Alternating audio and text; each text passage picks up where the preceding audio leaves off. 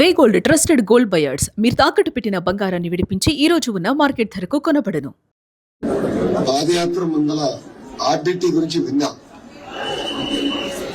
కానీ పాదయాత్రలో ఆర్డిటి చేస్తున్న అద్భుతమైన కార్యక్రమాలు కల్లారా నేను చూసా. ఎప్పుడు కూడా బాగా గుర్తు. ఇంట్లో వికలాంగులుగా పిల్లలు పుట్టినప్పుడు కొంతమంది తల్లిదండ్రులు పిల్లల్ని మేము చూసుకోలేమని నాకు బాధ ఆవేదనతో వాళ్ళు వదిలేస్తారు. అలాంటి పిల్లల్ని సొంత బిడ్డల కన్నా అద్భుతంగా చూసుకునే ఒక ఆర్డిటి పాఠశాలకు నేను అక్కడ ఉన్న టీచర్లు ఆ పిల్లల్ని ఒక ప్రేమతో సొంత బిడ్డల కన్నా అద్భుతంగా చూస్తాం.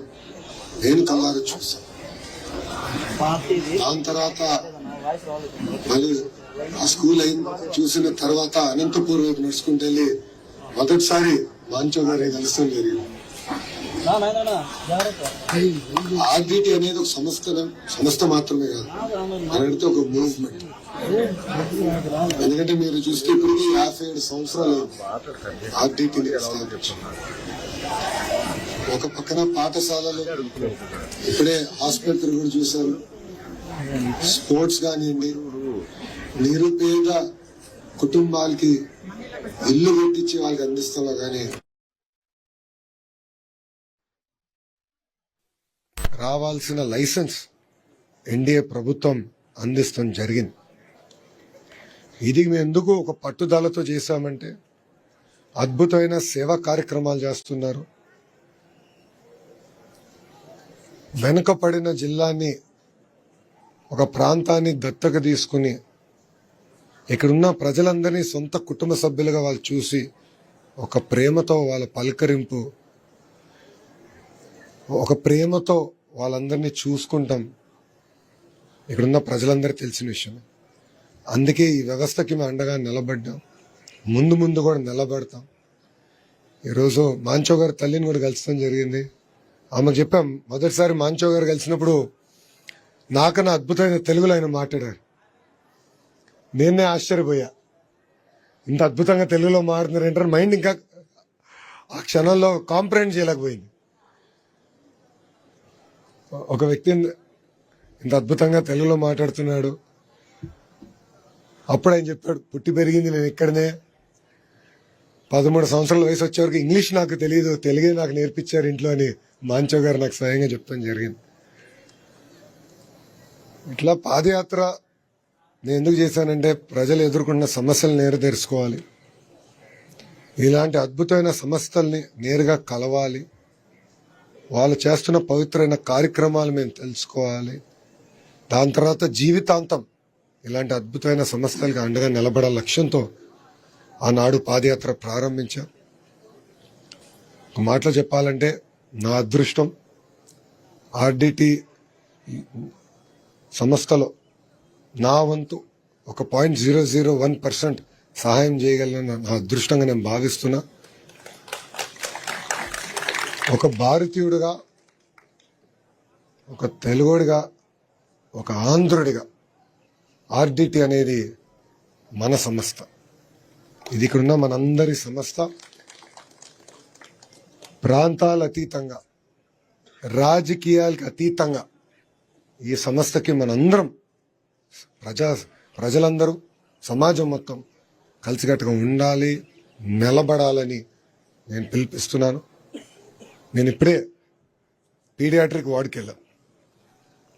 అక్కడ ఒక తండ్రి వాళ్ళ పాపని చూపించి, వాళ్ళ పాప ఈ హాస్పిటల్లోనే జన్మించింది. ఈ ఆసుపత్రిలో జన్మించిన తర్వాత హార్ట్ ప్రాబ్లం ఉందంటే వేరే ఆసుపత్రికి 3 లక్షల రూపాయలు ఖర్చు అవుతుందంటే ఆర్డిటి ఉచితంగా చేశారన్న, అది ఆర్డిటి చేసిన సేవ నాకని చెప్తుంది. అది ఇన్న తర్వాత నాకు ఇంకా బాధ్యత పెరిగిందని అర్థమైంది. ఇంకా మేము ఇంకెక్కువ సేవ చేయాలి, నా వంతు నేను అండగా నిలబడాలి, నా వంతు నేను సహాయం చేయాలి అన్న ఆలోచనతో మీ అందరి ముందర నిలబడ్డా. I would like to thank Manchu. ఎందుకంటే కష్టకాలాల్లో కూడా ఒక ఓర్పు సహనంతో బ్యాలెన్స్డ్గా ప్రజలకి సేవ ఎప్పుడు అందిస్తూ వచ్చారు. గౌరవ ముఖ్యమంత్రి గారు కలిసినప్పుడు కూడా ముఖ్యమంత్రి గారు ఒకటే అన్నారు, ఇట్ ఈస్ మై రెస్పాన్సిబిలిటీ, ఇది నా బాధ్యత, నేను చేశాను అని చెప్తాం జరిగింది. సో అనంతపూర్ ప్రజలే కాదు, ఆంధ్ర ప్రజలే కాదు, తెలుగు జాతి మొత్తం ఆర్డిటికి అండగా నిలబడాలి. నేను మాంచో గారిని ఎప్పుడు కోరేది ఒకటే, కేవలం రాయలసీమలోనే కాదు, మీ సేవలు మొత్తం ఆంధ్ర రాష్ట్రానికి చాలా చాలా అవసరం. ఇంకా సేవలు అందించండి, మీకు మేము అండగా నిలబడతాం, భారతదేశం మొత్తం అండగా నిలబడుతుందని పెద్దవారిని నేను కోరుకుంటూ, ఇప్పుడు మీడియా మిత్రులకి పాలిటిక్స్కి రాజకీయాలకు సంబంధించిన ఎలాంటి ప్రశ్నలు ఇక్కడ అడగద్దండి దయచేసి. ఆర్డిటికి సంబంధించిన ఏమన్నా మీరు అడగండి, దానికి సమాధానం చెప్తాం. మిగతాని మళ్ళీ తర్వాత మాడదాం, ఓకేనా?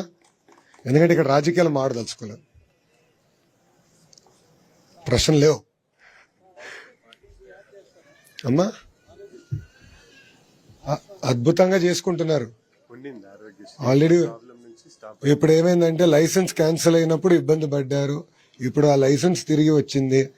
తప్పనిసరిగా మేము మా సేవలు అందిస్తాం, దాంట్లో ఎలాంటి డౌట్ మాకు లేదు. సో మీకు ఆ డౌట్ అవసరం లేదు.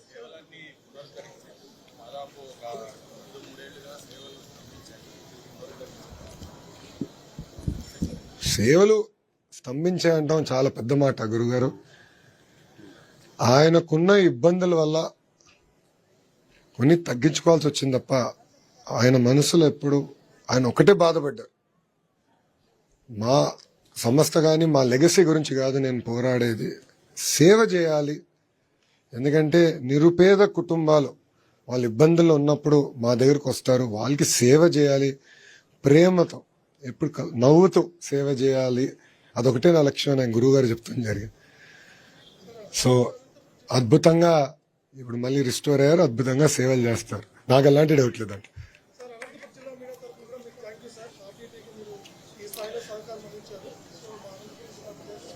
థ్యాంక్ యూ చెప్పాల్సింది మాంచో గారికి. ఎందుకంటే 57 సంవత్సరాలుగా కుటుంబం సేవ చేస్తూ వచ్చింది. మళ్ళీ చెప్తున్నా, 0.0001% మేము ఇక్కడ మా వంతు సేవ చేసాం, అది మా అదృష్టం.